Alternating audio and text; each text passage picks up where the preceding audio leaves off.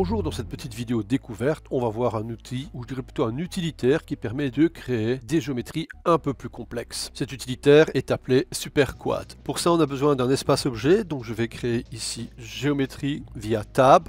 Voici mon espace objet. À l'intérieur, je vais faire Tab SuperQuad. Je vais afficher le maillage en faisant Shift W. Nous avons apparemment une sphère. Nous avons le choix entre différents types de polygones et différents modes de construction. Row, column, row and column, triangle, quadrilatéral, alternative triangle qui est un mixte qui combine les quads et les triangles, reverse triangle qui inverse la construction des triangles proposés dans le mode triangle. On va rester en mode quadrilatéral. Ce qui va nous intéresser, c'est les paramètres qui sont ici en dessous. De manière traditionnelle, on peut ajuster le nombre de subdivisions horizontales et verticales.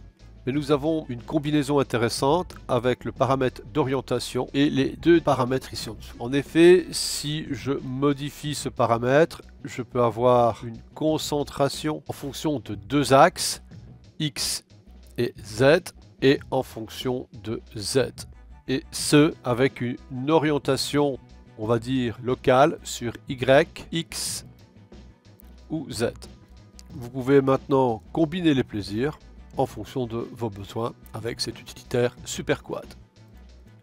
Le Cusp Angle permet de dissocier les faces. Pour mieux voir cette dissociation de faces, je vais ajouter le nœud Explode View, le connecter, l'activer, revenir sur SuperQuad. Cusp Angle est actif, on voit que les éléments primitifs sont dissociés. Si je désactive cette option, aucun élément primitif n'est dissocié. En le réactivant, vous pouvez jouer sur une tolérance angulaire qui par défaut est limitée à 40 degrés et vous pouvez bien sûr augmenter cette valeur limitée à 40 degrés. Revenons à la valeur par défaut de 40.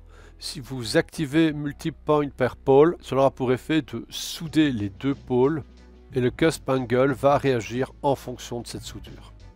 Ces deux pôles sont tributaires de l'orientation. Voici sur X et évidemment voici sur Z. Voilà pour une petite découverte de cet utilitaire qui parfois peut être utile. À bientôt!